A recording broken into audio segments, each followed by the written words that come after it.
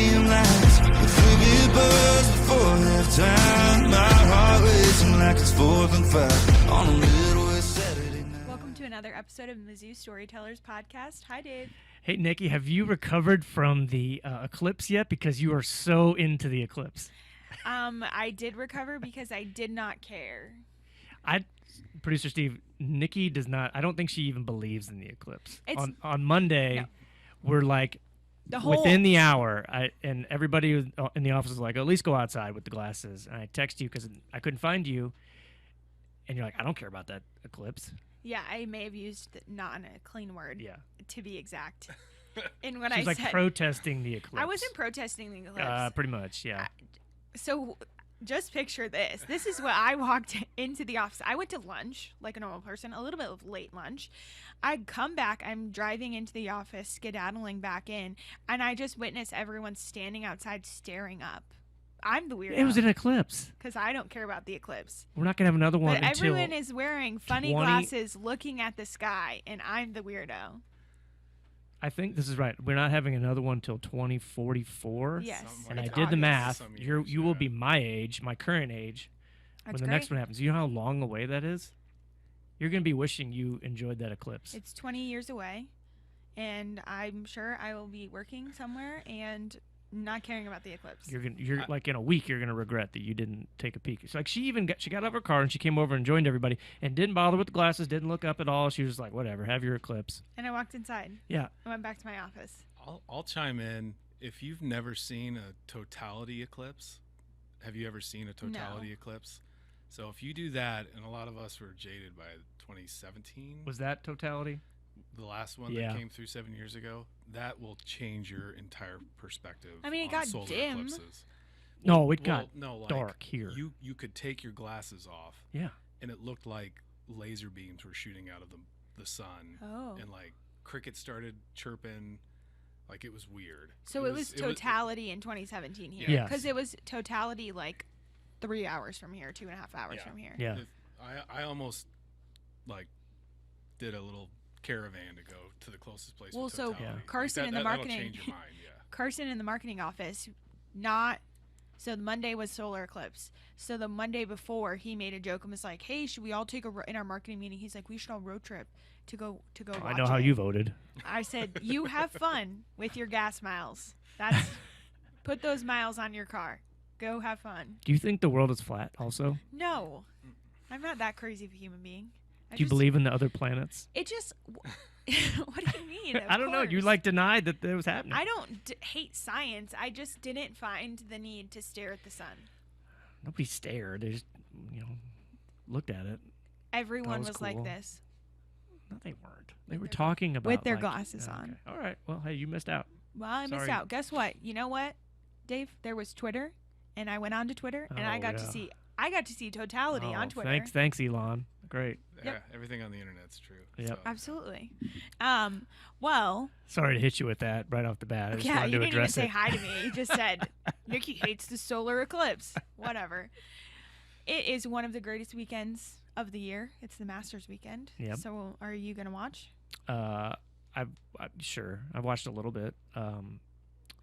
You don't in seem my very office. enthusiastic No, about I it, but have. we're not I've going to make fun been of you busy. for not being a Masters fan. No, I do enjoy it. Yeah, of course. Yeah. I mean, it just depends on my schedule. You can watch it on your phones now, so that's nice. I've got to go out of town on Saturday, so I'll pay attention for sure. Well, Hopefully on Sunday it's worth watching. It's not like some bunch of nobodies in contention. Hopefully there's some big names up there. I mean, even if a nobody's in, they're I winning. know it's not cool. as exciting though. They're now becoming a somebody. That's true. That's true. Root for the underdog. Okay, I've never been to the Masters. I'd love to go. My dad has been. Yeah, I was just gonna ask. I kind of guessed he was. I Producer know people. Steve is playing us something. Oh, there we go. The tinkling It's piano. the Masters theme music. Yes, he is. He has his Masters hat on, in case anyone was wondering. I know folks that put their name in the lottery all the time and are always hoping every year. Did you know our colleague Ryan Coslin has been to the Masters? No, but He went in 2011. I think it's one of those that I would like to go to. Just one of those events. You know? Coach Drink might have been there this week. Good for Coach Drink. Might have That's been. fun. Before his birthday. Yep. No, I think Masters. But you have to is a you bucket can't take your list. phone out on the course. I know. Which that'd be hard for some people. Yeah. Be hard for you. No, not for me. Yeah. For you. What if an eclipse was taking place while you were at the Masters? Would you look up? No, I would be looking at the golfers. Okay. Me looking for Tiger Woods. There's a collector's item that happened at the Masters. They actually handed out the sunglasses. Oh, at really? the practice round. Did they? Wow. So I missed that. I know that there's some sad folk behind the podcast gear because he's a big Eclipse guy and a big Masters guy. I will say I covered the PGA when it was in St. Louis. Was that 18, 19? I can't remember what year that was. It was cool. It was like the coolest thing I've ever covered because the media, you get great access to the golfers. It's kind of ridiculous. Like, you can just watch them on the driving range and then walk with them to the locker room. I walked with Phil Mickelson. We took a little walk together. I asked him a few questions. I was I'm sure they were terrible questions. Famous person you talked Yeah, to so just one-on-one was probably Phil, and then in the press conference, you had to say your name and what outlet you were from, and I got to ask Tiger a question, and it was like a little cool moment because and he answered. He gave a great answer. It was on TV. I told my friends, like, hey, turn on the Golf Channel or whatever channel it was on, and like at that age, I'm kind of past the point of like, oh, hey, I get to talk to famous people, but that was different. Like, that was very different. So you do this thing where you act like you're not super cool, but that is really cool. Yeah, it was. And you're not super famous, and then out on the I've never course, talked to Tiger you could Woods. go around the course, and I followed him because he almost won. He finished second. And we're out in the gallery because I had the pass that lets you inside the ropes, but you got to squat down on every hole so the people behind you can see. And me and a couple other riders were down on our knees watching Tiger. We look over and this guy looks familiar. I'm like, oh, it's Michael Phelps. Just watching. Casual. Yeah, and couldn't have your phone. Well, you could have your phones out there, but there was no Wi-Fi service, so nobody was on their phones. You were just talking, and it was nice. We were just talking to Michael Phelps like he was a golf fan, not like he was, like one of the most famous athletes of all time. Absolutely. Yeah. What a time you had. It was fun. Yeah. Should we get into our guests? Let's do that. We have a Very good guest. excited. All right, let's get into it. A wife, mother, daughter, a leader, a learner, a listener, former Southeast Missouri State Red Hawk basketball star, the Senior Associate Director of Athletics. She is Rachel Blunt, and this is her story. Welcome to the podcast. Thanks for having me today. How about that introduction? I know nobody's ever called me a basketball star before, so that's like a first time. I think you are. I was doing my research. I McDonald's All-American nominee. You had all kinds of points scored. I was looking it up, so I think you're a basketball star. I was part of the team. I can at least own that part. Hey, you started some games. So. You started most games. You played in a lot of games, so I think that's a basketball star. There we go. Now I'm just a washed up wannabe basketball player. Don't say No, that. Don't say no. that. Okay, well, welcome to the podcast, Rachel. I've been looking forward to bringing you in here because, first of all, we need to have her answer exactly what her job is, and I'm going to set the timer because she's got about 1 million of them. Well, so I didn't say your full job title because I thought it might be a little bit long, so you can maybe go into that. Yeah, so absolutely. I have an opportunity to oversee our student athlete experience here on the administrative side of the house. So essentially any group that interfaces day to day with our student athletes, I have an opportunity to work with that group. We've got a phenomenal group of leaders within that space, and I just get the opportunity to work with them and help, make sure that we're providing the model holistic student athlete experience here at Mizzou. And you oversee a big group. I got the chance, you let me come in and visit with them a couple weeks ago. And it was really impressive that you oversee people that touch the student athletes' lives in so many different ways, and then you oversee that group. You're responsible for a lot that goes on in our department. I'd say maybe more than anybody, like just as far as what's under your watch. What is that responsibility like? What's that pressure like? It's really an opportunity, I'm sure, the way you look at it. Yeah, absolutely. So I was a first-generation college student. So for me, when this opportunity came about several years ago, I've been here for a little over 2 years now, there was an opportunity to kind of pay it forward. I had an opportunity as a first-generation college student to play women's basketball at SEMO, as you mentioned, and the impact that's had on my life, but then also the generational impact that's had on my family, my kids. I wouldn't be where I am today without having that experience. And so certainly there's a lot of moving pieces to what we do daily. We have a little over 70 full-time employees that work in that space, and so it's always a great learning experience every day as we try to make sure that we've got real touch points on what's going on with our student athletes, and that we are proactive in providing the services and the support that they need daily. And that changes. I mean, we're in a changing landscape of college athletics today, and so the needs of our student athletes and how do we best support them to be successful both on and off the playing surface. One thing I've thought about too, and that are both overworking at Mizzou Arena, and you're over at Matsy, and we don't really interact with the athletes on a day-to-day basis very much. Basketball's in there, but we don't really see them very much. You are there all day, all the time. So I'm sure that for you that's maybe a perk of the job, that you are interacting with the student athletes almost all day long, all the time. Yeah, absolutely. They're the heartbeat of what we do, right? The student athlete experience, that's the heartbeat. There's a lot of other things, the fan engagement, the community engagement, and the fan experience, all of those things come into play. But every single day I get to walk into my office with our team, and we're impacting their lives daily, and so you get to know them. Will Wheeler is he's also over there. He's our CFO, and he's in that space, and I think between the two of us, we probably enjoy walking the halls and saying hi to our student athletes and just checking in. A little different. Will actually like stop them and have a conversation about their grades if they're not doing really well. I try to be more positive, like, hey, how are things going? What do you need? Good cop, bad cop. Yeah, absolutely. Yeah, absolutely. And so, yeah, it's great to be over there, and because every day you're reminded of what you're doing and why you're doing it. Right. No, absolutely. This episode of Mizzou Storytellers on the Inside Mizzou Athletics podcast is brought to you by Shelter Insurance. Ranked number 1 in customer satisfaction for auto insurance in the Central Region by J.D. Power 5 out of the last 6 years. We're your shield. We're your shelter. You grew up in Missouri, so tell us about growing up in Missouri and what that was like. Obviously, you went to school here, and we'll touch on how you kind of left and came back, but what was your childhood like in Dexter, Missouri? Yeah, that's accurate. I grew up in southeast Missouri, in a farming community, and I'm one of 5 kids, and really that experience really shaped my value system of where I grew up. As a kid, my mom passed away from breast cancer actually when I was 11 years old, and so you talk about like that experience and like the way that that community and then the way our family rallied and just that was really important. So when I got a chance to come back, it like felt like coming home, because it certainly was, even though it's still 4 hours away. Like my family can come visit, my kids are involved with my family, and there's a lot of them. There's 11 grandkids I think that my parents have, and there's 5 of us kids, so it's been really nice to be closer to home. But certainly that Dexter community played a part in everything I am today, and without all of those educators that poured into me when I was a student and then a student athlete at SEMO, like it wouldn't be where I am today. Mm-hmm. How big is Dexter? It's about $7,000, or not $7,000, 7,000 people on a good day. Okay, well, that's more than I thought. Yeah. I have a friend from Dexter, and I've always thought of it as being just a little bit smaller than that. But you've got some folks around. How many do you know? Probably about 6,000. Yeah, it's pretty small. Most people know everybody. It's always fascinating when I go back home and people can still spot me, because I haven't lived there in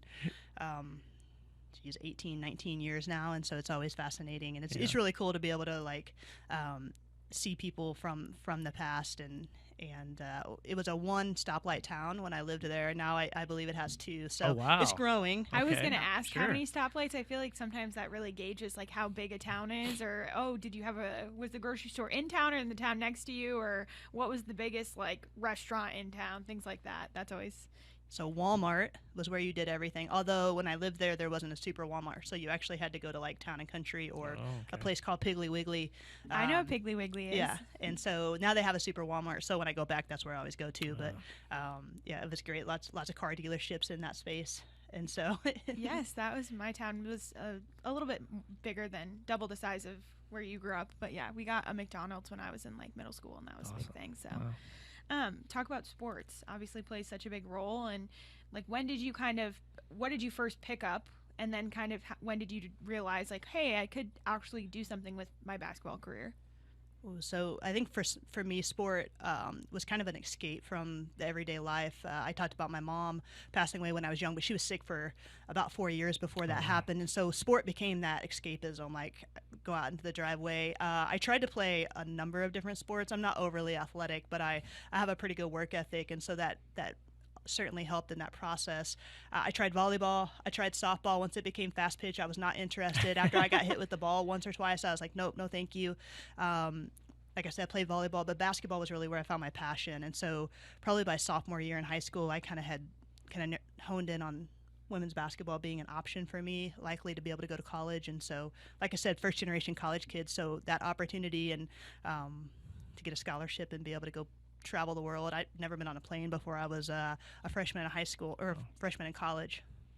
Wow. What was your recruiting process like? Obviously you touched so many different parts of the student athlete experience now, and so like what was it like for you when you were being recruited? Did you kind of know you wanted to stay in state, or did you ever think maybe I'll go out of state? And yeah, so I have always been really close to my family. My dad and I are really, really close. And so I kind of knew I wanted to stay close. My baby brother is, he's 12 years younger than me. And so I had been really part of his life. By the time I was graduating high school, he was in kindergarten. And so I got the chance to take him to school. And so I really wanted to see him grow up. I had some other opportunities that were further away, but didn't really explore those. I went to a camp at SEMO and had a really good camp, like just happened to shoot the ball really well. I was just having a really good game, or really good camp, and had an opportunity there. And then after that, it was kind of like, yeah, this is where I'm going to stay. I also got some Division II offers. Central Missouri, I went and visited there. Might have taken the T-shirts they left in my hotel room, which was an NCAA violation. So I had to return those. It was a learning experience on that side, but and then then I ended up in compliance one day. So it's kind of funny how that all unfolds. Like, wow, that was a big no-no, and I did it. So, what was your time as a student athlete like at SEMO? It was a phenomenal experience. We had a team that was comprised of some domestic players, but a lot of international, and so it was just eye-opening for me. Opportunity to meet people from different cultures, learn. One of my best friends is from Budapest, Hungary. She lives back over there, and I just had a lot of really great opportunities in that space to learn from different teammates. We were really successful during that era.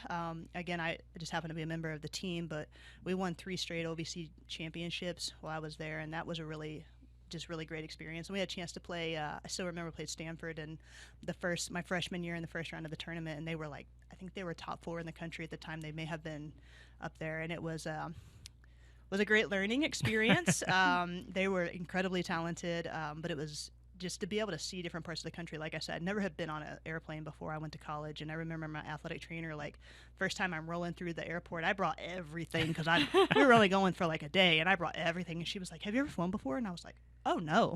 She's like, I can tell.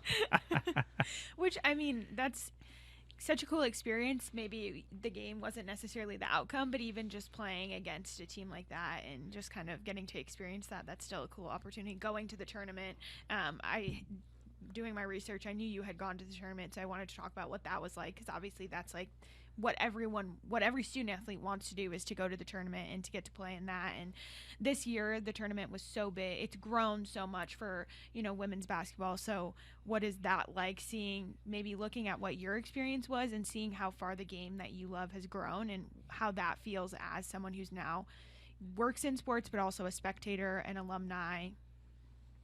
Yeah, so the evolution of the women's basketball game, it's always been really good, but the phenoms that have been in the game for the last couple of years, and where they've taken the game to, but also there's media exposure now that didn't exist before. And so I grew up a diehard UConn Husky fan in the era of like Sue Bird, Diana Taurasi, when they were competing head to head with Tennessee. That was kind of like my formidable years in high school.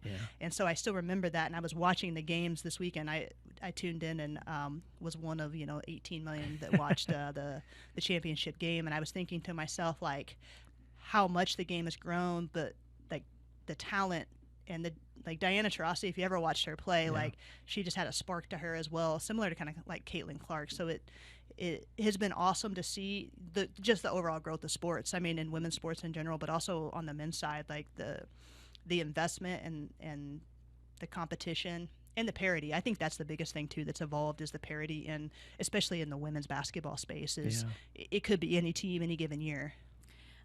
So my grandfather working at UConn, we grew up in that space, and so I loved going to the women's games more than I liked going to the men's games. And so when my dad would say, oh, we have tickets this weekend, like being young, not really knowing, like, oh, it's Saturday, we're going to a men's game, it's Sunday, my dad would take me to the men's games, and I would just sit and sulk and be like, I don't want to watch the UConn men, I want to watch the UConn women, I want to watch the team that is more interesting to me. So growing up, I didn't think anything of it, because the women were really where it was at when you were a UConn fan. When you talk about basketball, the men won a few championships, but the women were dominating the space. And I just remember being like, I don't want to go to the men's game, why aren't we going to see the women? And my dad was like, because we couldn't get tickets. So at what point, while you're a student athlete, do you start thinking, okay, I want to stick around in college sports once the playing days are over, or did that take a while to develop as a plan? Actually, I was a sport management major, and so I thought I was going to work in professional sport. That was my plan. Yeah. And then, truth be told, I got to registration of my senior year for my spring term, and they were like, okay, you have to do an internship. And I was like, well, I don't want to delay my graduation. Like, I was playing basketball, and so it kind of limited what I could do. I needed to do something in there. And so I did an internship in the compliance office at SEMO. And so one of my mentors, Brady Barkey, who's now the AD there at SEMO, kind of took me under my wing, and I ended up falling in love with that side of it, which is kind of nerdy, and I didn't even know it existed. Now, I will tell you, I went through a major infraction as a student athlete, and so I had some level of knowledge about it, simply from the enforcement side.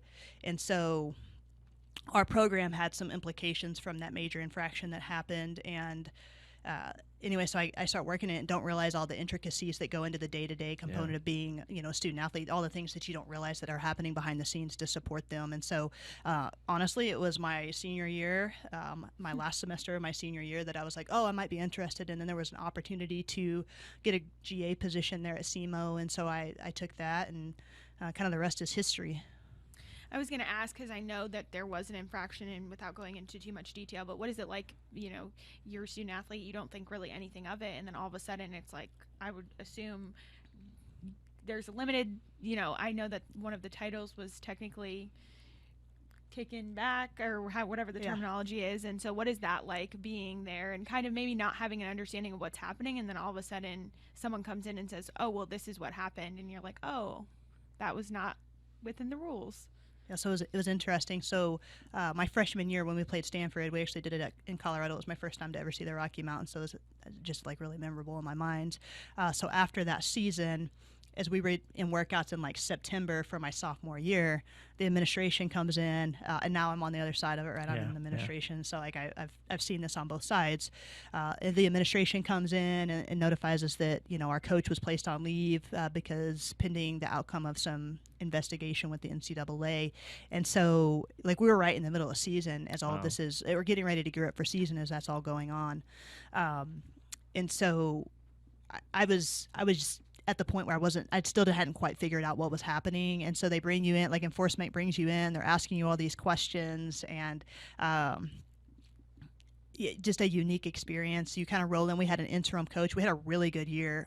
The class that we brought in that year was really talented, and so we end up having a great year and win another OVC championship, and then make it to the tournament, and then play Oklahoma when the Paris twins were there.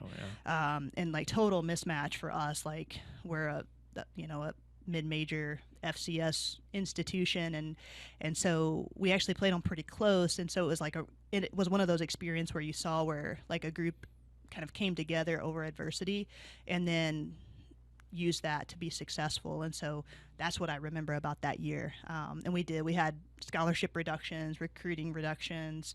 We ended up transitioning our head coach, and then they hired the interim, which made it easier. But it was kind of a wild ride. And then we were having a really successful season in the middle of it, which was just, looking back on it, was pretty special. When things could have fallen apart, they kind of came together, and which is special. So, and I'm sure that experience may have been the wildest thing at the time, but now it's given you different perspective when you're on this side of the table, and you're able to maybe see things or even have certain conversations in a different way than you ever would have anticipated because you had the experience that you had.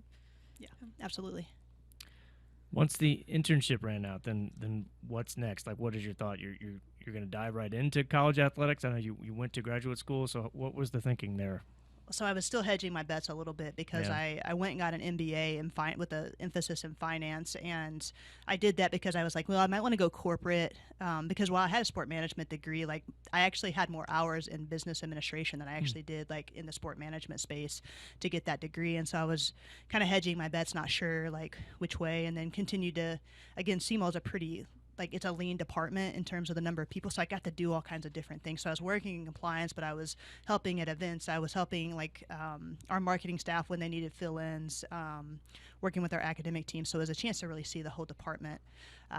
So I finished my GA position, and opportunity there to stay at SEMO came up, and so I took that opportunity, and that kind of when that opportunity arose, it was like, but I think probably within the first 6 months of my GA position, I knew I wanted to work in college athletics. Yeah. I did get asked at one point in time, do you want to go into coaching? So my former coach was still there, and he had an opportunity to go into coaching. And I thought about it, and I was like, I don't think so. I had 10 different assistant coaches in 4 years. That's a lot of transition. Mm-hmm.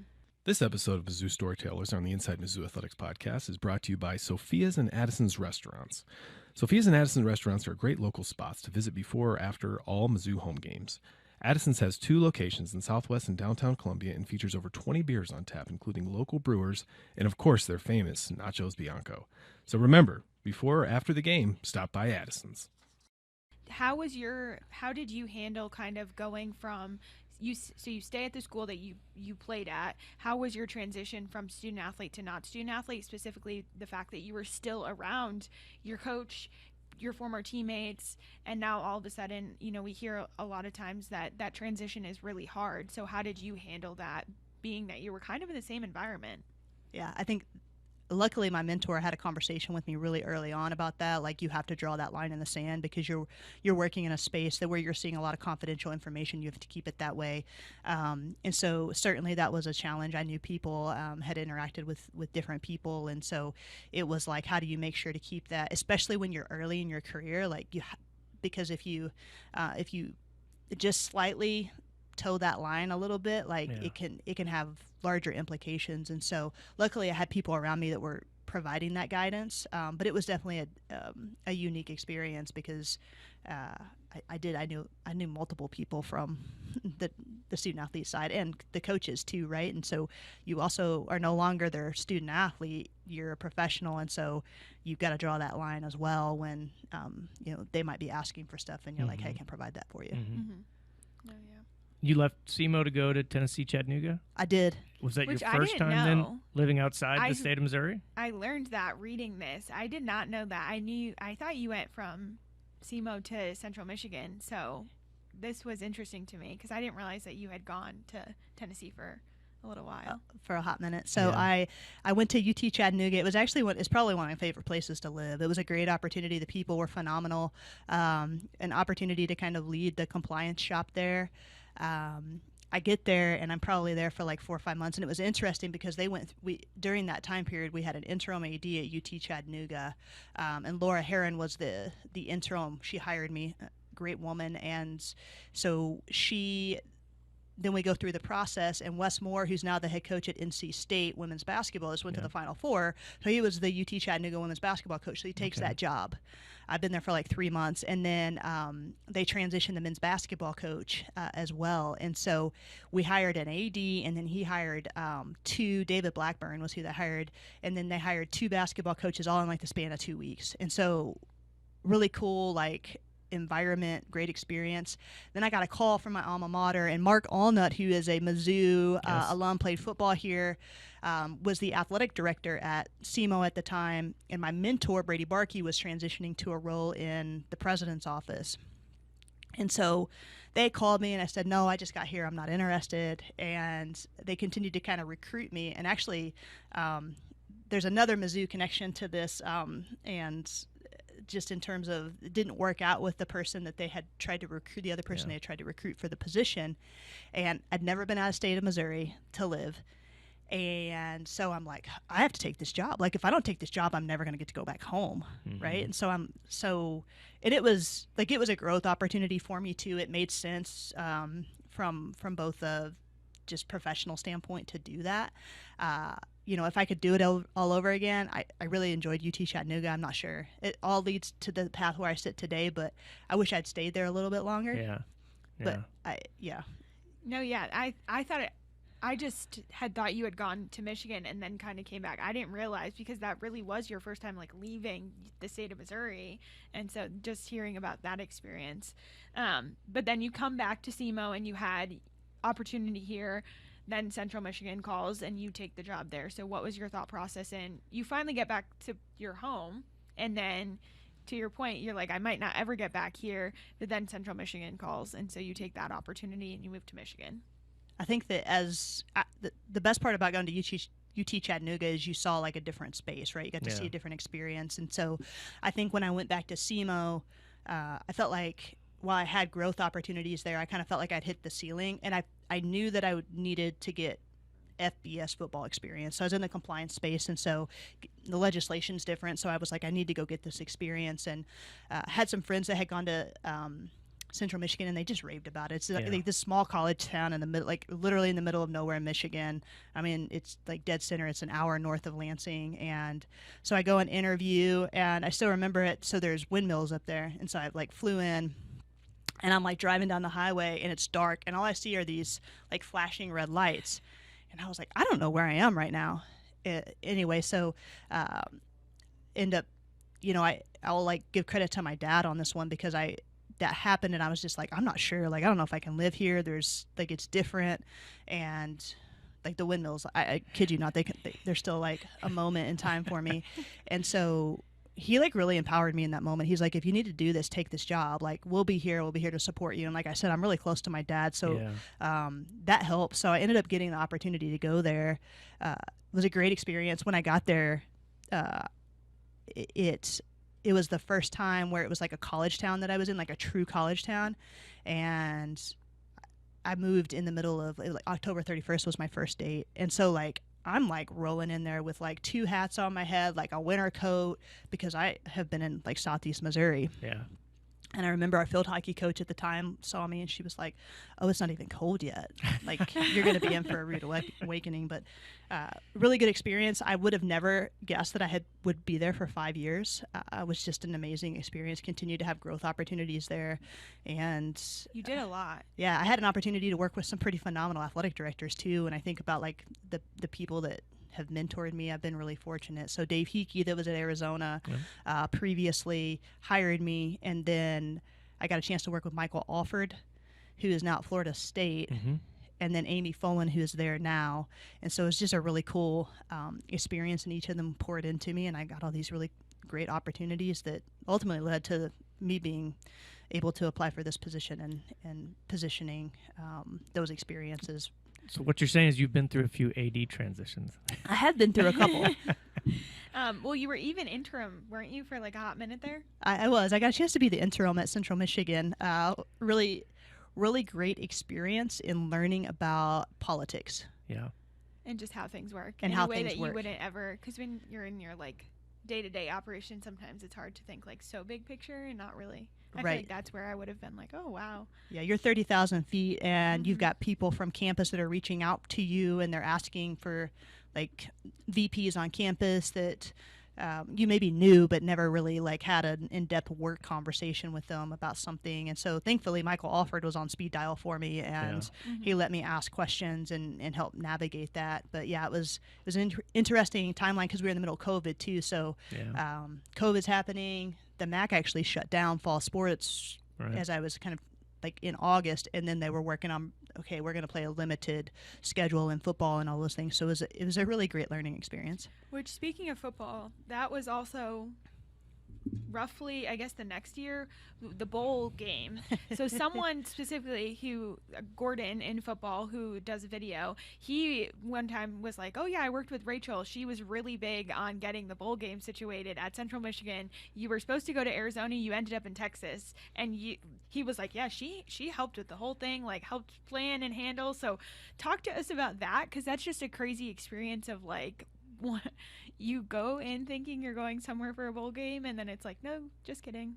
Yeah, so I was the football sport administrator, which is part of the reason I was so involved in that there. And so the state of Michigan had pretty strict guidelines, and so everybody, I guess what I would say is like we didn't have to worry about the COVID implications for our team.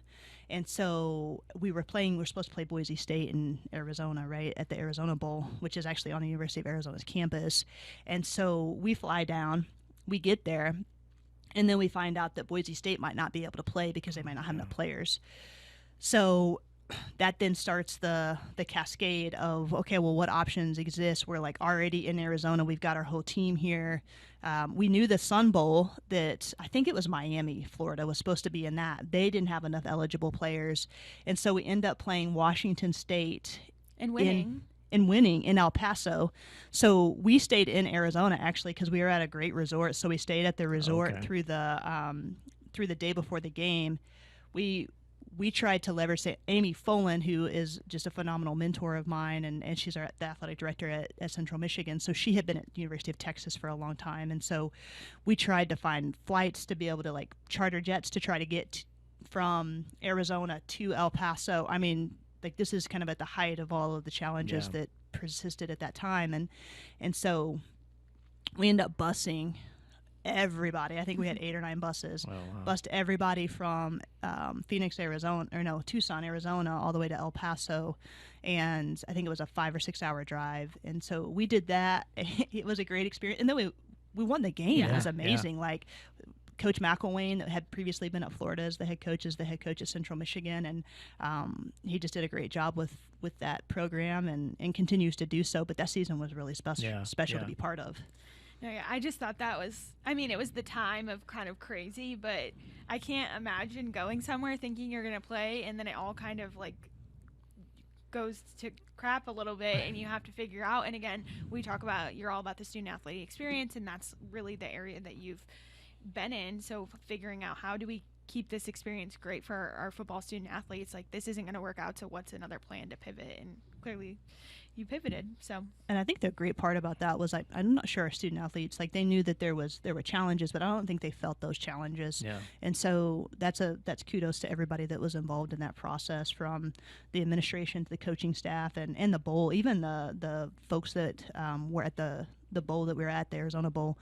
They just did a phenomenal job of helping us, and they stayed hands-on even after that their bowl got canceled. They were still helping us with everything. Oh, wow. And so that's a pretty special group of people involved in that process. Mm-hmm. Looking at your career, it reminded me how there's a lot of times we're in meetings and you add perspective to whatever challenge we're going through, and you'll make a comment like, well, I spent a lot of time in a group of 5 school, and like we faced things, but we maybe didn't have the same resources we have here at Mizzou, but we still had similar challenges. And I think it reminds me all the time when you bring up points like that like sometimes I think we overrate maybe the Power 5 work experience, because it's really at the group of 5 level where you actually learn how to fix problems, because you maybe don't have the resources, the money, the manpower, the personnel that we have here or we have at SEC school. So I don't know if maybe you appreciate it at the time, but then when you come to a Mizzou in the SEC, I got to think that experience pays off, because you've been through so many situations and you've worn so many hats and done so many roles. Yeah, I loved being at the FCS and the group of 5 level. The SEC Power 5 level or Power 4 level now has been a great learning experience, but I don't think I could do the job that I have today without having had all those experiences, because you're right. Your infrastructure is usually really stressed at those levels because you don't have the depth, right? You don't have the depth of staffing or whatever the resource is, whether it's time, people, money, whatever that is. And so you have to be really, really innovative in that space, but you also have to, everybody kind of has to pitch in. It's, you're just not as siloed, because you need game day support on game day from everybody. Like at Central Michigan, everybody that worked there was working a football game day. Like that's just how we had to do it to be able to function. Yeah, I think one of the big things that I've taken from you and learning and stuff is that everything you go through, even if you don't have the answer, or even if it's something you've never experienced, it's a lesson.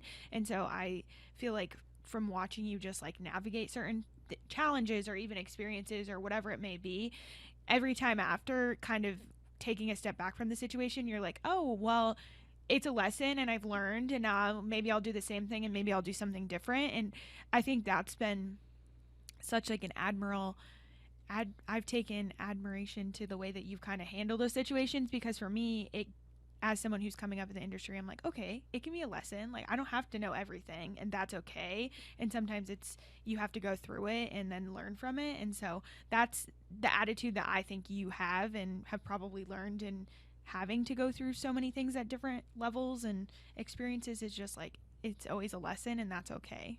Yeah, as long as we learn from it. And we're all going to make mistakes, but if we can learn from that and handle it differently the next time, or maybe it's like, hey, that worked really well, we're going to continue that. But a lot of times, like I spend a lot of time, I probably, those that know me really well would say I'm over analytical, and I like I cycle on things because I really think about, okay, well, what was that? Now, how did that person perceive this conversation? Did I do it right? Like, it's always a learning experience for me when I'm working with our coaches, because I haven't sat in the seat that they sit in, and so how do you support them? What do they need? And being able to take that feedback when they're willing to give it, and learn from it, and then be a partner and an advocate, but also like that's a balance when you're working in those spaces of, just every day is a new adventure, and I'm going to learn something new, and I make a lot of mistakes. I think you're great. I don't think you make that many mistakes. I look up to you a lot. So, were you at the Central Michigan Mizzou game in 21? Because that was like 5 months before, or a few months before you came. So were you, and that was the home opener, I believe, in 21. Yeah. 34-24. Right. It was a good game for, Central Michigan hung in there. Yeah, I was here. So Amy Folan let me drive home, actually, because it was a Labor Day weekend, and so I was going to see my family. They actually all came to the game, standing on the 20-yard line the whole game.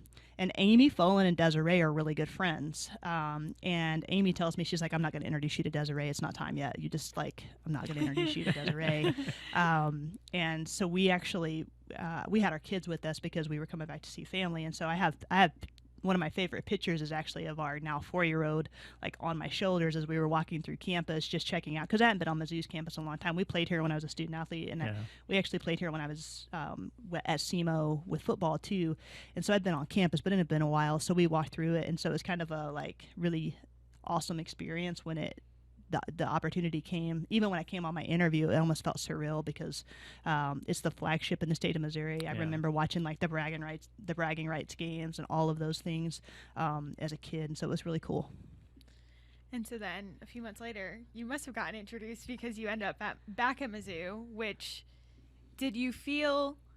You talk about going from Chattanooga back to SEMO and how you were like, oh, I'm coming home. So was it really even more of a I'm coming home moment coming back to Mizzou, or how did you feel in that moment? I think it was even more so because by this time we had 2 little ones, and so our son was about 8 months old at the time, and then our daughter was a little over 2 years old, and so we were 10 hours away, and shockingly nobody wants to visit Michigan from about October until May, right? So we would come home and like our kids wouldn't know our family, and so I think once you have, like, for us, or at least for me, when we had the little ones, like, it took a different meaning because it was like they're going to be around my family and be able to live with us. Now my mother-in-law lives with us, so and she's been a great help with our kids. But the relationship she had with our kids was way different than what like my family had, just because of location. Mm-hmm. No, yeah, absolutely.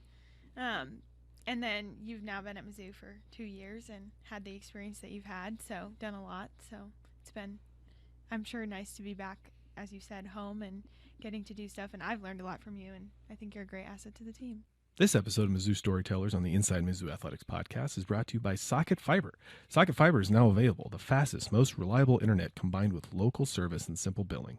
Contact Socket today for voice, data, and internet services for your home and businesses. 1-800-SOCKET-3 or visit socket.net. Talk to us. This is my favorite question. Dave's looking at me because he knows. Talk to us about Interrupt. Ashley and the wife. And how did you meet? So we met at SEMO. She was an athletic trainer at the time. We were both GAs. And so she went to UT Martin, played soccer there, which is, I mean, like, I don't know who would want to live in UT Martin. Like, she loves it, though. She loves UT Martin. And she's when we had dinner a few weeks ago, she was like, I love it. And she will defend it. She loved the fact that they had rodeo. She grew up in the Bay Area of California, and so I think it was one of those things where it was so different, and so she grew up there. So we met at SEMO, and then kind of the rest is history, and she transitioned out of athletic training and went into mental health, and so she works in that space now and has a ton of passion for what she does, which is good. Yeah. It's all great until she tries to like counsel me and I'm just like, hey, I'm not one of your clients right now. Like, I appreciate this, but like I just need a moment. And I always ask this, like, engagement. What was that? Tell me that story. That's actually one I don't know. So we got engaged in California. If you forget, she will listen and know. I'm trying to remember the town.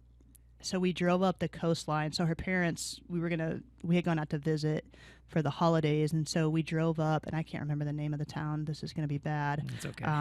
And so we ended up getting engaged, kind of like overlooking the Pacific Ocean, and wow. her parents took photos of it, and so it was really good. And it just that part of the country is beautiful, and I can't remember the name of where it was at. This is bad. I'm probably not. This might need to edit this. We can part edit out. this part out. It's all right. Bay Area engagements. My parents got married in San Francisco. My uncle lives there, and so they went to visit. And I think they kind of did like similar coast type of trip. And my dad wanted to my uncle lives like literally in the city of San Francisco on a hill, like the whole thing.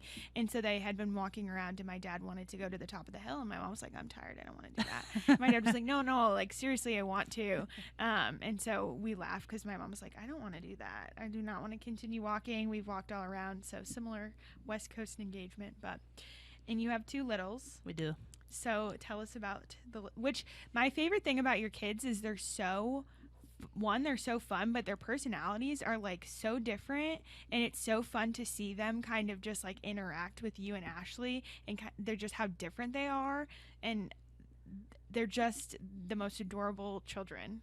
So Oliver, which is our 2-year-old, he's the youngest. We call him Jolly Ollie because he is always smiling. He is smiling until the moment he is not, and then when he is not, like nobody wants to be around him. So he is. He loves to wrestle. He loves cars. He's into like throwing softballs in the house when he's not supposed to. And so he's great. He's going to be like our really like athletic, into sports kind of kiddo. And he loves food. That guy, like he eats all the time. And so Rory, on the other hand, so Rory was a 28-weeker, which is like, wow. like an amazing, like just amazing that she's with us today, and she's got me wrapped around her finger, and I'll just like own it. So she's 4, getting ready to be 5. She's gonna start kindergarten, which she reminds us of all the time. She's really fired up about that. And how are you handling that? We have been looking at her baby pictures because she really wants to see herself when she was at the hospital. That's been a thing recently. I'm not sure why. So the last 2 nights we've looked at her baby pictures together. And so she's like into the artsy stuff. She dresses herself. She wears dresses every day. Pink and purple and light blue are her favorite colors. She wants her hair done, gets her hair blow dried. Clearly a little bit different. You all know me. That's the bun is my style. And so and she loves doing makeup. She loves painting her fingernails, and and she loves going to school. Like Ollie's like, I don't want to go to school today. I don't feel good. Rory loves going to school, which is great because that'll make it so much easier when she actually does she's got a few months till she gets to kindergarten. So did the Matter children like going to school? It depends. I mean, Will does for the most part, and the older ones, like, they've kind of grown out of that. They're kind of done with that, but they've got a lot left, so they don't really have a choice. So I say that because I was fine. I think my mom might disagree. I don't remember, but my sister, when she went to go to kindergarten, she said, no, Mommy, I know go to kindergarten. My mom was like, I didn't know it was an option. And she did not want to go. She went to orientation, and she said, I know go to school. And my mom was like, you're going. That's not an option. So I'm glad that she's got, 5 months, 6 months, and she's excited to go to kindergarten. Were they on, I can't remember, were Rory and Ollie, were they on the Cotton Bowl bus ride back? They were. Yes, okay, they were. That was the you were on a different one. I was on a different bus. Our bus was. No, they were okay, weren't they? The Grunwalds were on there. Morgan's daughter was on there. It was late. Kids were getting fussy. Oh no! Like after the game. Yeah. No, they stayed with okay, my mother-in-law. Flew down that's for the game, thought, so but you were on. Okay, you're probably grateful. Yes. Oh yes. I was like, we can't take them to the. It was a late game. It was late. Yeah. Ollie is so active; he's really hard to take to a sporting event. And Rory, when we take her to sporting events, like I think every one I took her to last year, she fell asleep in the middle of it. So unless she's got friends where she can be social, she's just like, it's just not her jam. They were on for that long runway stop at the airport. Yes, and that was the next day. That was like the introduction to the senior leadership children. Absolutely. That was fun. Yes. No. And by fun, I mean awful, because it was not fun. It's You were quite impatient too. I wasn't even on the same bus as you. So you were texting though. Oh, I was. Yes, I was. We were just sitting. It's like there. We got 4-year-olds and 7-year-olds, Nikki, on this bus. It's fine. Well, You'll be okay. I'd like to know answers. Just tell me I'm going to sit for an hour if I'm going to sit for an hour. But anyways. It was like 3 hours. I do also want to mention the other part of the family, the dogs, because you have not one, you have not two, you have 4. That's correct. And it started with 2, and then you added 2 more within the past, 6 months, a year? 6 months, yeah. So I joke with people. We have 4 dogs, 2 children, and a mother-in-law that all live with us. And so the goal was to only get 1 additional dog, and then I wanted a puppy, and we ended up with a puppy, Bernese Mountain Dog, which I didn't realize how big they got. We were like driving back from, we had gone to visit my parents, and we were driving back, so I was like scrolling through, and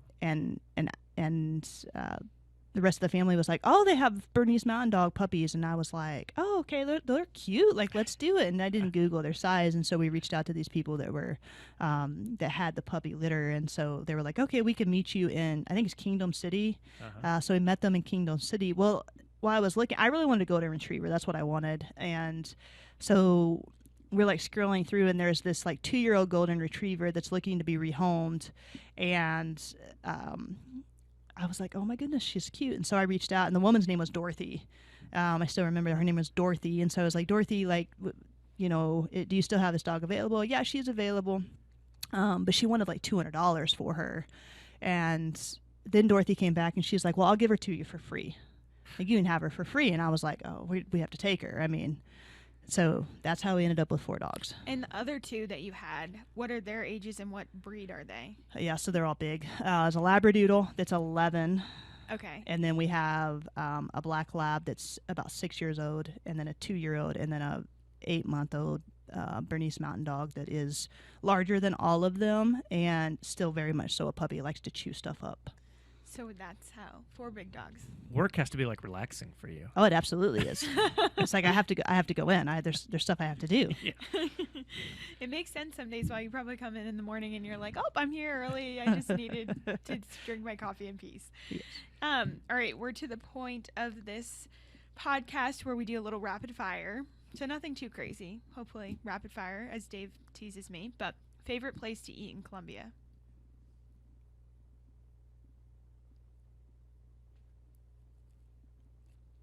D-Rose. Okay. If you could play one-on-one with anyone, who would it be? Diana Taurasi. Which, There you go. just amazing.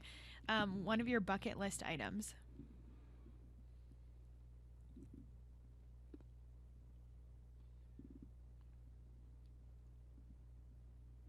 I really want to go to Alaska. I've been. Beautiful. 10 out of 10 recommend. It's fantastic. I went in September. It was really nice. Not See the too Northern cold. Lights. It was like right around when we could see them, but we didn't get to see them. But they were kind of, depending on the weather and like the way that the sky is, you could see them. I didn't get to see them. So, favorite dessert? Rapid, Nikki. Dave always teases me. I like to have conversation. Favorite dessert? Anything chocolate. All right. And show or movie you watched most recently?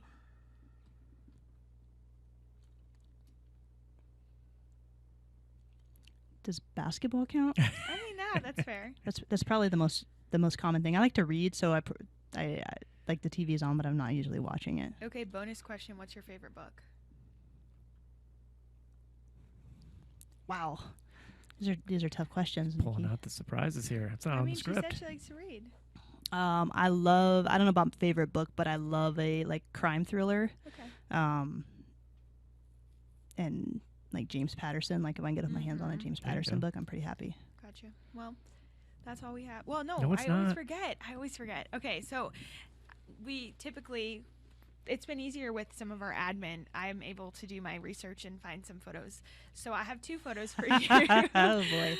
So one is just your headshot, so you can pick that one, or you could pick your. Oh yeah, we gotta go with that one. That's the my college youth right photo. there. Yeah. That's a good one. So here's Rachel in college, and you can put it anywhere on the board. We're I pretty get to put it on full. the We're getting board? You full. have to do so. it, yes. Got you in your uniform. Got Tony Daniel in his uniform there, or his camp. And then that's Blair. Look, yeah, I know. Team Nikki. that's all right. Awesome. Let's fill it up. I know it's. We're gonna need a second board We're here gonna need a soon. second board here soon. Rachel, this was a lot of fun. I gotta say, thank like you it so is. much. It's really you're one of the people on our staff that I didn't really know when I came on board last year, but like it's been just a privilege to like not just work with you, but like watch you work, because like you are just a natural leader, and like it's so cool to watch people like who follow you, because you lead so many people for one on your staff, but you're just a natural at it, and it's just, I've said this before about a few people, but like really mean it today. Like it's not a matter of if, it's when you will be an athletic director and run your own place. So I can't wait to, I don't want it to happen soon, but I can't wait to see it happen. Rachel keeps me sane, so and that's not an understatement, so I appreciate you for keeping my sanity. So Well, thank you both for having me today. It's great to work with both of you all. Likewise, I learn from each of you every day. So if I can ever be of service, let me know. But it's great to be teammates with you all here at Mizzou. Yeah, well, this is thanks fun. Again Thanks a for lot. coming on. Thanks. This episode of Mizzou Storytellers on the Inside Mizzou Athletics podcast is brought to you by Raceline Alternative Energy. Raceline Alternative Energy is working for a better future in rural Missouri. They are working to restore millions of acres of native prairie plants, which can be harvested to produce highly valuable clean energy called prairie power. Visit them online at racelinealternativeenergy.com. One of my favorite people.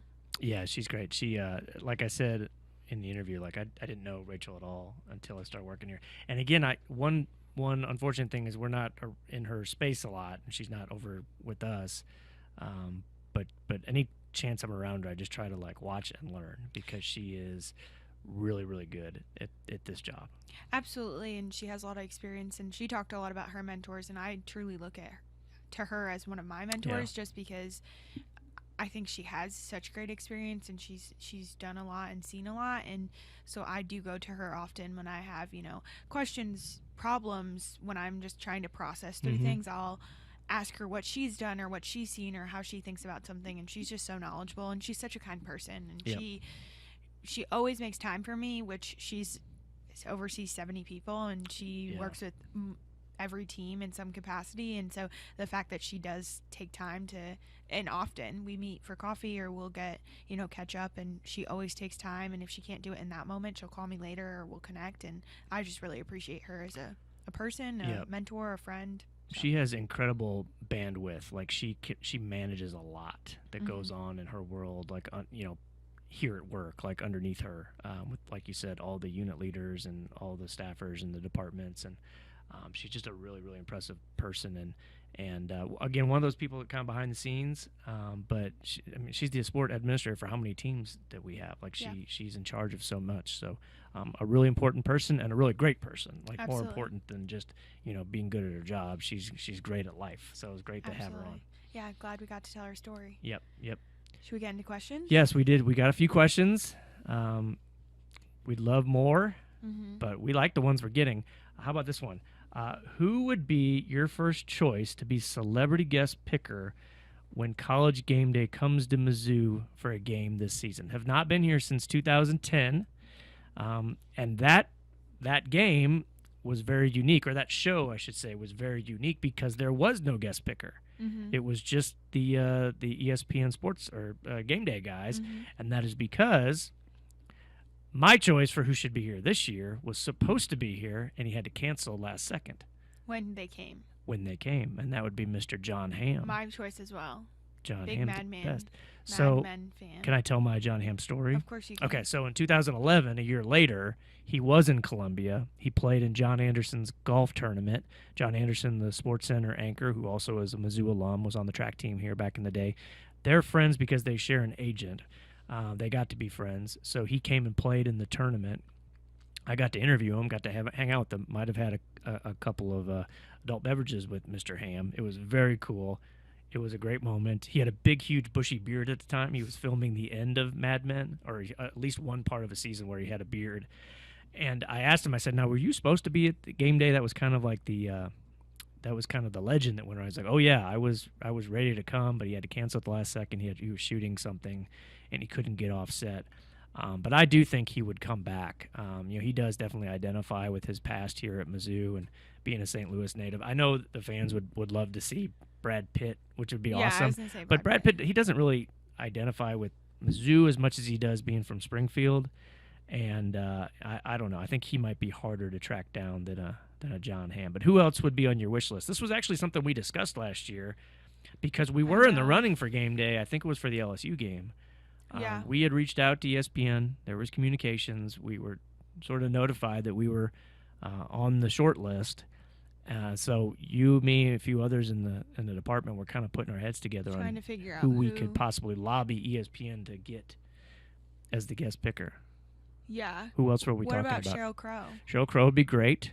I think that'd be fun. Yeah, I don't have her number in my phone, so that might be hard to get her, but I'm sure somebody could. I think even like a Max Scherzer. Max Scherzer would be great. We did talk about him Just as a possibility, depending on the year, depending when on he time. goes and wins another. Yeah, and World if he, I Series. think he was injured at the time, so we thought maybe he could get away Yeah, but and come in. I think if we're talking, I think there's two things you need to have. You need to have some star power to be a great guest, and then you also have to be good on the show. Like, you can be super famous, but if you're not good on the show, it's not very memorable and it's not a good experience. yeah, So absolutely. gotta have just somebody with some personality and then some connection. I think depending on NFL schedules, I think Nick Bolton would be a good one. He's somebody that really represents Mizzou well, and he's in Kansas City. And he would, I think, resonate with the fans for sure, especially the students, because they definitely may not remember his time here if they're young, but they know him. They see him all the time playing for the Chiefs. I mean, if Travis Kelce wants to come, I know he's not a Mizzou. He's not a Mizzou guy. But He does if have a and Taylor connection Swift to. wanna come. We mentioned Ryan Coslin earlier. He does Yes. have a connection. Cos was his SID in college Yeah. at So, but Cincinnati. if he wants to come and guest pick, I'm more than How about happy to. Kelsey does the guest picking and then Taylor Swift hits Big Mo before the game? Let's make it happen. We said that a couple weeks ago have. during the We have live said that. podcast. So So need we to have make some that happen. we have some options. I know some people that know some people. I think we could maybe get John Hamm here, depending on what he's shooting at the time. All We'll right? see when we host Game Day this year And now it's out there, or will be out there when this podcast is out there. So for the world. To see or hear, I guess. Okay, you had a question. What'd you have? Well, did you want to follow up on casting decisions? Oh yes, For the Mizzou more movie? casting decisions for the Mizzou movie. Okay, so I found another website that was able to do some That celebrity. didn't cause anyone. I didn't to do it have- on my work computer. I You've wasn't going to do learned. that. I learned the lesson. So we've got a few more coaches here, and this is who AI said would be their celebrity doppelganger. They could play them in the movie about Mizzou Athletics. So Coach Jackson, Carrick Jackson, Yeah. Mizzou baseball coach. AI went with Will Smith. Okay. I don't know if I see that, but maybe. Okay. I mean, I would be happy to watch Will Smith play Carrick Jackson. I don't know. Maybe he had the whole Oscars thing. Is he kind of off limits these days? I don't think so. Okay. Has he think- done anything since then? I don't know. Oh, I don't. bad choice AI. I forgot about that. I think it's fine. Okay. Coach Smith, Brian Smith, wrestling coach, who's just across the sharing a wall with us. I think you can probably hear us if we talk loud enough right now. Jeff Daniels, the actor. You familiar with Jeff Daniels? No, and I just Dumb and for the Dumber, people- Oh yeah, never seen the movie. What was the? I see. Yes. He's been in a lot of stuff. More He than has Dumb and been in a Dumber. lot of stuff. He was on the TV show, not the TV show about the news on HBO. Morning show? No, No. not the morning show. Oh, I know exactly what you're talking He about. won Very an good Emmy or show. so. It was all right. Yes, I liked it. Yes, Isn't it was called okay. The Newsroom? The Newsroom, yes. The TV show, yes. Yes, As I but referred it to. was really good. Yes, I He was liked okay that a in there. lot. Okay, Coach Pinchton, Connie Britton. She is the wife from Friday Night Lights Wow. Yes. on Nashville, I believe. Yes. Okay, not bad. All right, Coach Welker, gymnastics coach Shannon Welker. AI was not very good on this one, so I have my own. Okay. Quentin Tarantino. Look him up. There is a resemblance. And maybe we can get Quentin Tarantino to direct the Mizzou movie. It would probably be a little violent because all of his movies are. So I could maybe see we it. don't need that. Could you see that? I could see it. Okay. I told Molly Matter about This was our game here. great. She had two adjustments for our choices. She did great. One for Yeah. me, but she did good for you. Liev Schreiber for me. He's Which I agreed. A really I think good that is actor. who would do He's it. a little taller than me, but We don't it's need to tell the much world better that. than George from Seinfeld. So I will definitely which- go with Liev Schreiber. I just would like our millions of subscribers to know that has now carried through, and I've Yeah. made sure to tell lots of people, and Yeah, I thanks. know that people have seen that, so people have started sending him gifts. Yep. And so whether or not Dave likes that, I don't care because I find a chuckle out of it. So I'd much rather be Ray Donovan, the star of Ray Donovan. fair Liv. enough. Fair enough. So, and for you, she came up with Nikki Reed, also spelled the same. Yes. KKI. She was in the Twilight series. Absolutely. I don't really know her very much. I've since followed her on social media just to see if she does look like you, and she does a little bit. Absolutely. So there you go. So- Liev and Nikki could play Dave and Nikki. Yep. So All right, so next week maybe we'll revisit and find some more. some more. Just Oh, go I got through the another one. list. Sorry. I didn't bring my notebook with He me. didn't. It was a whole thing. Blair DeBoard.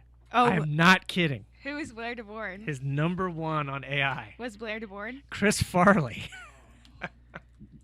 The late, great Chris Farley.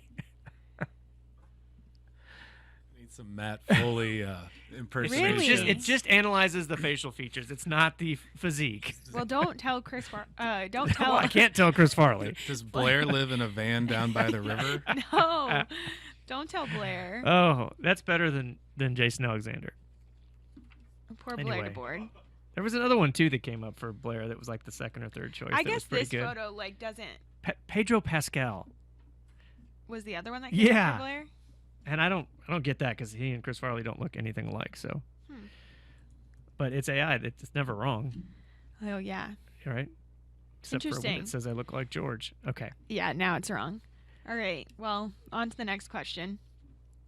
If you could, so we kind of had a master. We talked about the Masters obviously earlier. So if you could attend one sporting event in the world, what would it be? Oh, that's a good question.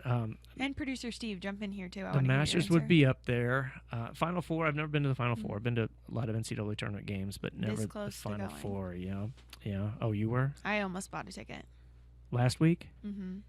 Like I almost bought. Oh, because your teams played. Well, the teams my that you alumni, have history with. yes. So Not I was, your team. and my sister lives in Phoenix, so that's Oh, besides the it point. was all set up for you, wasn't it? This close. Well, would that have been your choice? No. I would like to go to like a big. We don't really have like big time boxing matches anymore because it's not as big as it is like maybe when I was growing up and producer Steve was growing up. But like I would like a big Mike Tyson fight, like sit ringside. You know the Bronze Bomber? Do you know who that is? No, Do you know who that is, Steve? Do you follow? The Bronze Bomber? is that one of the Paul brothers? No. No. He's from Tuscaloosa. He's a boxer, and he's boxed in several like big matches. Deontay Wilder is his actual name. Oh. Okay. Yeah, from Tuscaloosa, works out in Tuscaloosa. He drives his gold Lamborghini and parks it in the Crunch. And so it's all these college kids and then Deontay Wilder working out with his camera crew. But it's always a big deal when he fights because Tuscaloosa like shuts everything is on his fights. That's the only pay-per-view fight I've ever bought was the Fury. Fury him. Yeah, And he Wilder. fought Okay, Tyson okay. Fury twice, It's well I worth think. it. Well worth it. Yeah. It's the one where he lost, and he came out with that big mask. And then on. he said that The it was mask so hurt his neck or heavy. something. Yeah. He did come back and say the reason why he lost was because he was so fatigued from his costume. But that's a besides shame. the point. Yeah. So I'll watch him box. But so you would go to a boxing match? Well, like back in time. Okay. Did we set? Does it have to be now? I mean, realistically, if you were gonna buy a ticket today, you would. That was more of what I was thinking. I didn't ask about a I have time to buy machine. the ticket too. I- So does cost I come don't- into this? I mean, you're a media, so you can probably just like get I'm not a media free ticket anymore. to If you anything. haven't noticed, I switched to the dark side about 8 months ago. Okay, well, I wasn't asking about a time machine and where you would go. I was asking what event you would go to. So, I thought of another guest picker. okay, Michael Chandler would be good. okay, He's UFC, wrestled here, great, loves Mizzou. He's got a big feud with Conor McGregor right now. Cool. They could tie it into like a box or a Conor fight. McGregor not- could come running out like behind the columns and they could fight. Like, Cool. That seems like a really, really good show. That Sorry, we're he's not putting the blonde bomber or whatever his name was. Bronze Bomber. Bronze bomber. Anyways, Okay. producer Steve, what event would you like to go to? Preferably not with the time machine. I Like don't know. I'm a big Chicago sports fan, and so I always said a Cubs World Series, but somehow there was an eclipse and they actually won the World Series a Yeah. few years ago. Nikki doesn't believe in No. eclipses. Well, I don't. But did you go? No, I did not get to go. My brother did. So I don't know, maybe a Super Bowl, or I'll do the heartstring one and say, if one of my children are in the pros, then I'll go to see to one of their those events. games. So I mean, makes us look bad. Oh, well, I didn't even say mine yet. But Well, my that's- dad's I'm not forcing them. They can do whatever they want. But yeah, I One of would my- go to every one of their pro games. Of course, one of my dad's best friends, he's married to his wife she's from the Chicagoland area, and so she's a huge Chicago sports fan, and she as well was always like, when the Cubs go, but obviously that's a blip in the thought. So when they went, his daughter was at the University of Chicago at the time, and he was in town for something for her or for work or whatever, and so he took her to a game. And his wife was not very happy. So they ended up going. We have family friends that live in Cleveland. So they went to Cleveland for a game because she was like, I told you that you were taking me if it ever happened. And then you took our daughter, who I love, but you took our daughter. So she did get to go. That's cool. Wrigley's awesome for sure. I Yeah. mean, every sports park's awesome, and every fan gets way into it, and their ballpark's better. But I mean, no other ballpark has I feel like it's historic. an organic outfield wall. Mhm. So It's old. You mean old? Historic. old. I didn't say I went to a old. Red Sox Yankees game when we played. Well, no, we weren't at the time because I was covering Mizzou Mhm. at Boston College. My wife got me the tickets for my birthday. Wasn't that 2 years ago? Yes, Yes. That I know was a great. bunch of people who went to it was the awesome. game. Yeah. It was awesome. I mean, Fenway School, I've been a few times. My sporting event that I would go to, so I'm really into Formula One right now, so I would love to go to an F1 race. Which one? I'm not sure. I was having this conversation with Carson in marketing earlier today. I don't know. Monaco. I think Monaco would be cool, but he and I kind of discussed how I think it'd be cool, but also I've heard there's not a lot to do there, so it might just be the race, which is fine, but, making it a whole thing. Yeah. Italy itself would be cool. I think going to Silverstone, just because it's, again, historic, would be cool. But, yeah, I'd have to do a Who's little your bit more. driver? Like, who do you root Lando for? Norris. I'm Yeah. a big McLaren girly. Lando Norris is you. my favorite human being. I'm Wow. really into Formula One. I'm such a nerd about it, and everyone will laugh at me because it's about a 4-month thing where I got super into it. You like get up in the middle of the night to watch these races? Unfortunately, I tried to watch races, but I fell asleep during Japan was last weekend, and I did not make it through the race. It was at 1 a.m. Did your fandom start with the Netflix show? Actually, no. So Okay. I love reading. And so I read a book, and Dave laughs at me because I read a book, and it was, I don't know. A book. What? I mean, I read a lot of books. I've read a couple of those before. Yeah, but the book was based around the characters were Formula One drivers. It was a Formula One thing. So I read it and I really liked it. Then I watched Drive to Survive. Then I listened to a podcast. So I kind of just got into it. I think it's funny because I got into it because there's so much drama, which is such a girl thing. I love reality TV, and it's like reality TV in a way. So yeah, that's why I'm into it. But McLaren, papaya. And you look just like that girl. Well, she Driver. drives different cars. She's in.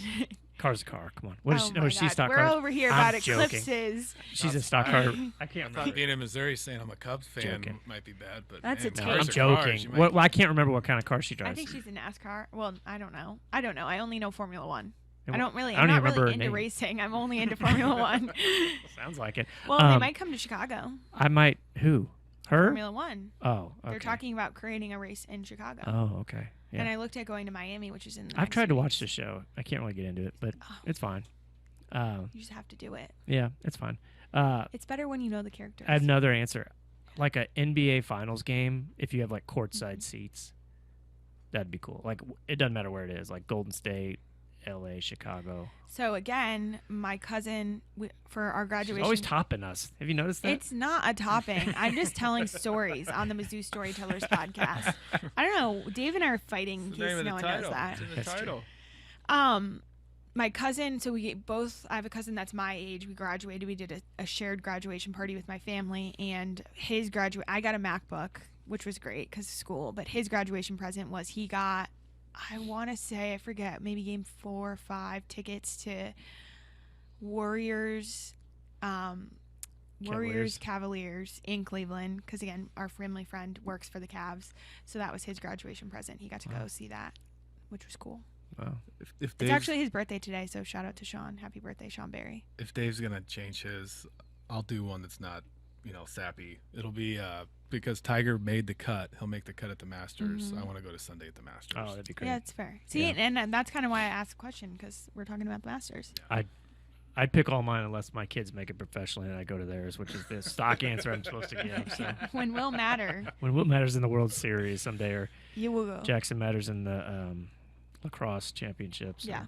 Connor's running in the Olympics. But the kids have to pay for the tickets. Oh, absolutely. I'm not getting paying. on At that point? No, on the list. at that point, I have done enough as a parent. You coach them in fast, or in what is it, machine pitch? Machine pitch.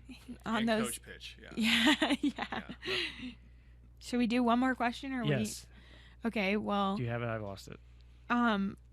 if you could hang out with a cartoon character, who would it be? I know mine, Mario. Mario? I would love to be we could play Mario Kart. How great would that be? Be great. Did you see that Mario movie? No. What? We watched it's it. fantastic. You liked it? Oh, I didn't love get it. Oh, it's I didn't get great. it. What do you mean you didn't like so it? I didn't get it. What do you mean? I was like, It's the video game. why That's did they all have to make this? to make money? Yeah. Of course. When did this come out? Like last year. Okay, well, a year you or two have ago. children. That makes sense as to why you Chris would watch Pratt that. is the voice of Mario. That's great. But you can't even tell it's Chris Pratt. It's like, what's the point? Did you watch the Lego I would have movie? done it for a lot less movie. What? Did you watch the Lego movie? It's way better than the Lego movie. Really? I've heard great things about the Lego movie. I've never watched. That's Chris Everything Pratt is also. awesome. Yeah, that's a good. I like that better. Everything Lego is cool Batman's when good, you're too. part of a team. Yeah. So I would say Lego Batman. That's Be- what you like? No, that'd be the that's cartoon who you want to hang out. character. Yeah, well, we know that because you were Batman for Halloween. I was. So It's old standby because it's just in the basement. that Still. makes sense. Producer Steve, who would you hang out with? Gonna go way back. He's still a thing. Bugs Bunny. Yeah. Oh yeah. I mean, hung out with LeBron James and Michael Jordan. Oh, And I guess Bill that's Murray, cool. And he's always got wisecracks. And For some reason, you were giving me Tom and Jerry vibes, but Tom and Jerry, What does yeah. that mean? But then there was no don't know. dialogue. Like you Well- gotta, they don't talk when they in their shows. Mario doesn't really talk either. In the movie, he does. Okay, well, I guess I have to And watch if we're the gonna movie. get that technical, Mario was a video game character. He's not really a cartoon character. Oh my gosh, okay. What's the dog's name in Family Guy? I like him. I've never seen Family Guy. What? No, not my thing. Brian? Yeah, Brian. He's Yeah. fun. Yeah. Mm. You need to give up on the books. Watch some TV. Oh, sorry. I'm trying to read. Enhance my You don't have mind. to You're- work as hard and you get the same The amount of book. information, right? Your F1 love story. It was great. I love a romance novel. Oh, okay. So many things I could say. But why don't we just Well- move on? All right. What's next? I think that's it. Really? I think so. Okay. Oh no, we got to promote the Come Home tour. We got the come home tour. That I is called true. it the right thing. You did, not the take home tour. It's a big week next week. Mhm. We've got 3 of them. Mhm. Monday, Tuesday, Wednesday. Monday, Kansas City. Mhm. Tuesday, Jefferson City. That's the state capital. Mhm. Been there. Wednesday, Springfield, Missouri. Not been there. You've never been to Springfield? No. Are you going? I will not be at Springfield, but there's a chance that I make an appearance. Oh, I'll be in Kansas City, and there's a chance I make a Jeff City appearance. Ooh, Jeff City. Okay. Mhm. So you can find all the information at mutigers.com/comehometour. Or open your email. You probably got an email about it. Probably many, actually. But it's free to attend. They are free to attend, but we are asking people to register. Mhm. That way we have a head count. We know how many people are coming. Mhm. And for $30, you can get a TSF membership Mhm. and a T-shirt And a T-shirt. A and cute T-shirt. a drink ticket Mhm. for the event. For the event. So we are recording this on Friday, and Thursday night was the first one. I didn't go. I don't think you went. Mm-mm. It was But I in heard it was great. It was in Sedalia, and I heard it went really, really well. With some guest speakers. Guest speaker. So we will have head coaches. We'll have student athletes. We'll And have Tony Daniel. and Tony Daniel, and we'll have the Cotton Bowl trophy. Oh, yeah. will be on hand for all of our come home tour So stops. you're telling me that I can go to this event, I can get a t-shirt, I can get a membership, I can get a drink ticket, I can hang out with coaches, I can hang out with student athletes, I can meet Tony Daniel, and I can get a picture with the Cotton Bowl trophy. And maybe you can hang out with Dave Matter and maybe Nikki Berry. Probably not John Hamm. But that's okay. This seems like what I want to be spending my Monday, Or Sheryl Tuesday, Crow. Wednesday, and the rest of the come home tour dates doing. Yeah, it's going to be a lot of fun. I went to them when I was on the media side, and I thought it was a great time. I like going to them. I like Yeah. meeting people, so come out, hang out. Can't wait. And then there's two more after that. Mm-hmm. Moberly, St. Louis, 3 more. We're also doing one in Dallas. Mm-hmm. And then end up Moberly and St. Louis on May 9th. Mm-hmm. So a lot of fun. Yep. Looking forward to it. We'll see you there. Okay, should we wrap this up? Let's wrap it up. Everyone has a beautiful story to tell. You just have to ask the right questions. This is Mizzou Storytellers. I'm Nikki Berry. And I'm Dave Matter. We'll see you next time.